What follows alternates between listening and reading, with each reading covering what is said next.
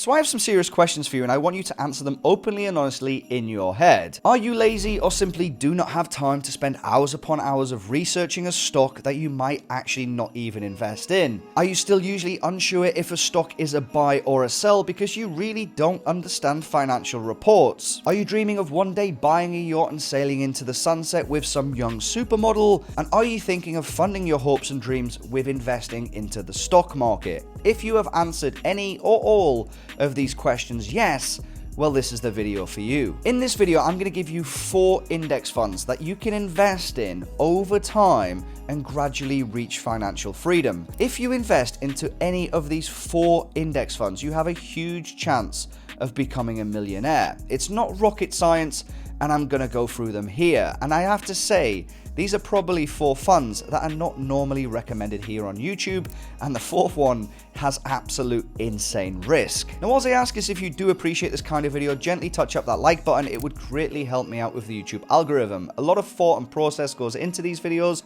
and I would greatly appreciate just a little like if you can spare the time. And also, if you want to buy an ETF or start just regularly investing, then sign up with eToro on the pinned comment. If you use that link, deposit mega trade, you simply get lifetime access to our LWT eToro chat room. Details of that down on the pinned comment. Now, if you've clicked on this video, there's probably one of 3 reasons why you did. First one is you want to be rich and you don't have any time to spare. The second thing is you're a finance nerd like myself and want to learn everything there is about the market. And the third one, and probably actually the main reason, you thought the guy in the thumbnail was absolutely drop dead gorgeous. And of course, I'm joking, that's just a bonus you get in my videos. But let's move away from my ravishingly good looks and talk about the 4 index funds I've picked out for you here. Now, I've started off with a very low risk fund, and we're going to gradually build up the risk tolerance to an absolute insanity investment that a lot of people will be shaking their heads at.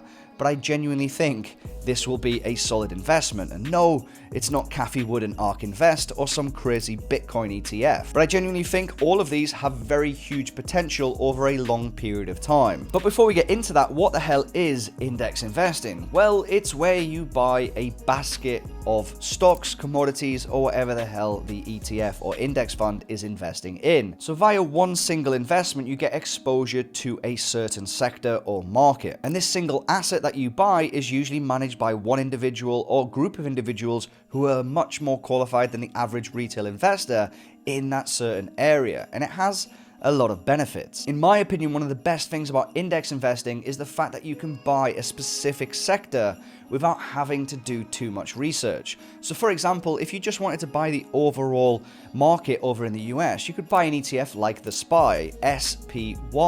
Now this basically tracks the S&P 500, and you have exposure to the 500 biggest companies listed over in the US without having to research anything. You just simply put your money in and let somebody else do the work for you. The SPY will then go ahead and it will follow when the market goes up, when the market goes down, and when the market just tracks sideways. And your portfolio or investment into the SPY will do pretty much the exact same as the S&P 500. But let's not say you wanted total exposure to the US markets. You wanted something that's renewable energy focused. Well, there's many ETFs for that. If you wanted something in China, there's hundreds of them. If you wanted something that's in oil stocks, there's that. And if you wanted something that is so specific, like, I don't know, just gold mining companies, you can buy something called the GDX, which is basically tracking gold mining stocks. So there is literally ETFs out there for absolutely anything. You just have to find what sector you genuinely want to invest in, find an ETF that fits them needs, it's relatively cost efficient, and then you just go ahead and buy it. But that is not all. The way ETFs work best is with planning and persistence. And it's very important you have that persistence, because ETFs and overall investments tend to work well, especially if it's in a relatively big sector, if you continuously buy into them at the same period with roughly the same amount, preferably more as time goes on. So for example, if you're buying the SPY, the S&P 500 ticker I mentioned earlier, you should buy in example A every single month, $500 every single month for 20 years. And if it does perform as it's done over the last 20 years, you would have way over $500,000 US. It's not rocket science, it's just that simple. But where people mess up here is they try and do something Warren Buffett himself cannot do. They try and time the market. When the market is falling, they stop buying into the SPY or whatever investment they think is good. And it is the absolute most novice mistake investors make. If you think the US market is going to disappear over a 20-year period, you're absolutely insane. Why are you even watching my video? But when the market is falling, if you're buying again this SPY, all you should be doing is continuing the process and have that persistence.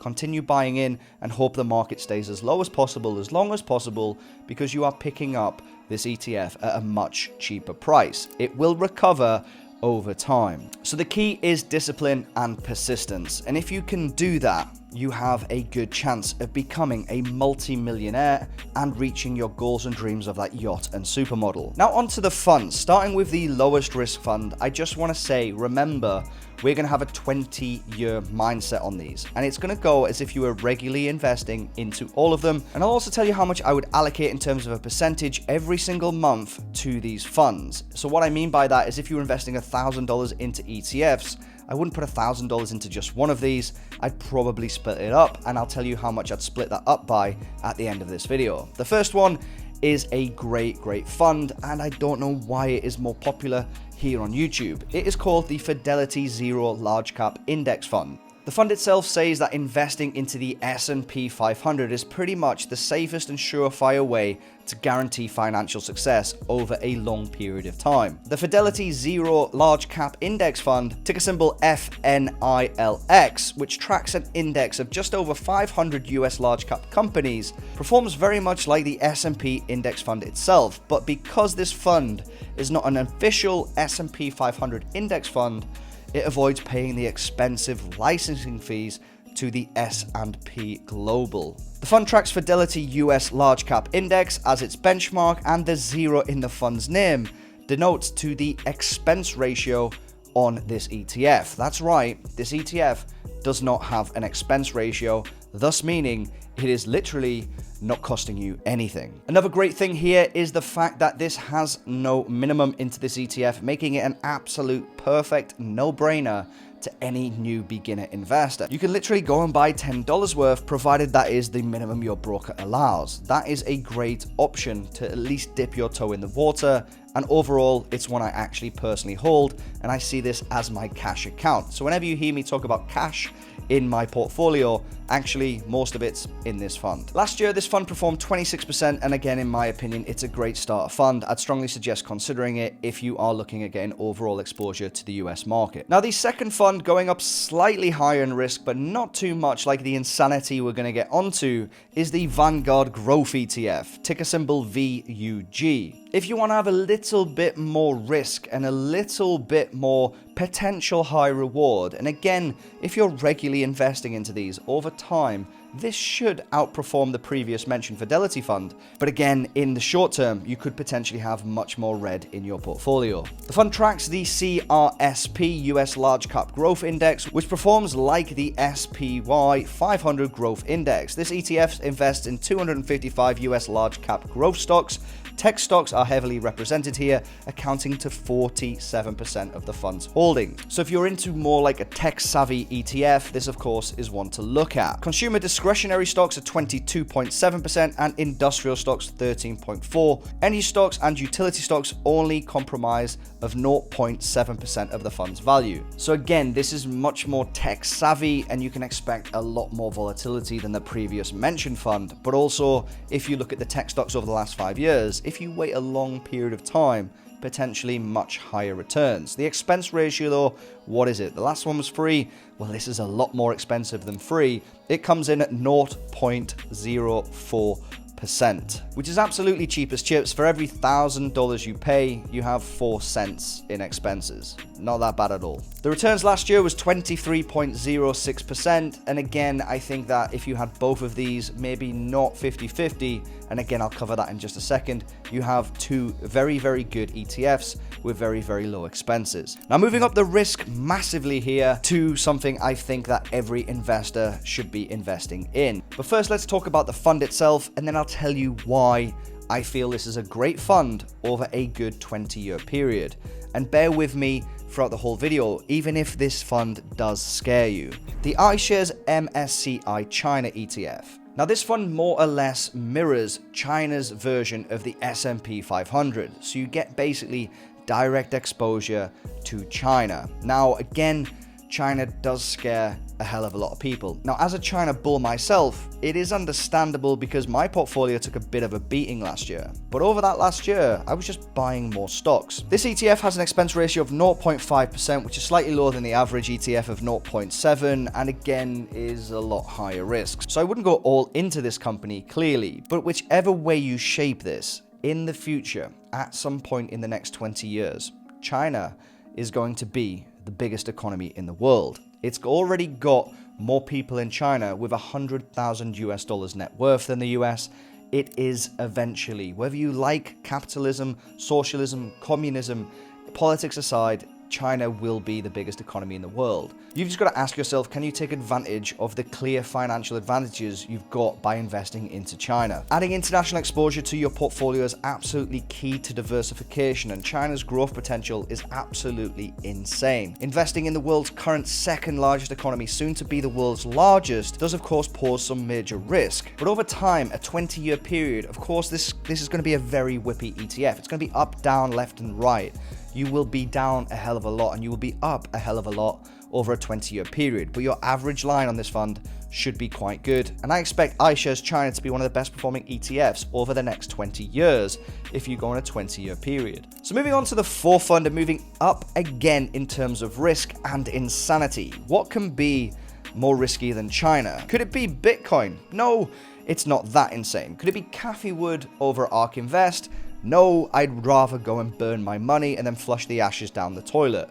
I feel, although be it extremely high risk in the short term, with probably mediocre gains if any at all, this ETF or this sector will be absolutely gynocopod, and yes, that's a word, in the future. And I feel like everybody, whether you decide to invest in this area or not, should seriously be looking at India. WisdomTree's fund, India Earnings ETF, is absolutely one of my favorite ETFs to regularly investing at such a slow amount over the next 10 years. I feel you will get an absolute steal as time goes on with minimal risk. I do think you'll get a lot of troughs and a lot of red days and a lot of red months, maybe even a few red years in India as they establish themselves. But overall, India has a huge middle class coming. That sounded like Donald Trump.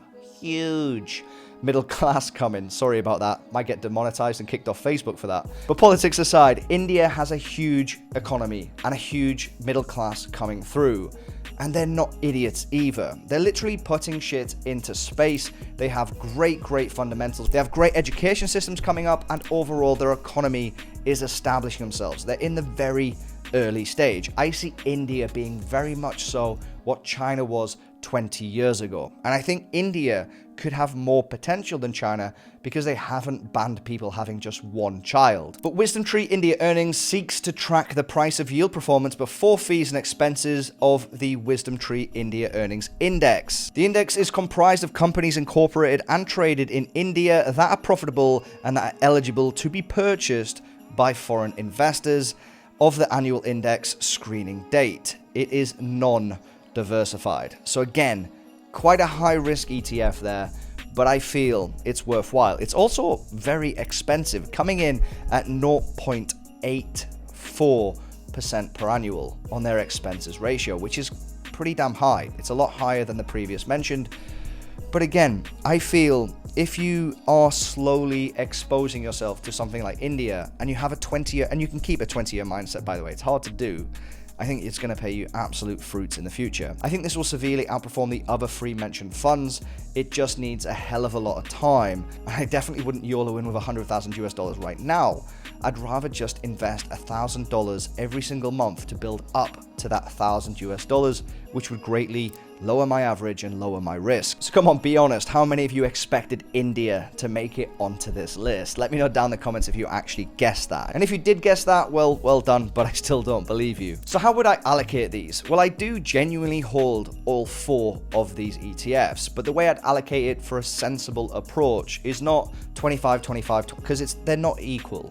You need to have a sensible approach. I'd go with the lowest risk being the biggest. So I'd put the Fidelity Zero Cap Large Index Fund at about 40%. I'd put the Vanguard Growth ETF at probably 30%. I'd put the China ETF shares at 20%, and then the India at 10%. This way, I can slowly adjust it over time depending on what happens, but I'm getting slow, steady exposure to India and China, but the bulk of my portfolio is in the known, in what is going to work out long term, pretty much no matter what, which is the US market. Now, my final thoughts below is, of course, first thing, the code word, drop down, show me the money down in the comments. But my final thoughts are, if you are going to do index investing, make sure you do, no matter what happens, whatever happens, even if you lose your job, make sure you've got enough money to continue investing into those bad days. You need to have a plan, whether it's investing monthly, quarterly, annually, it doesn't matter, but you need to be investing that minimum amount every single time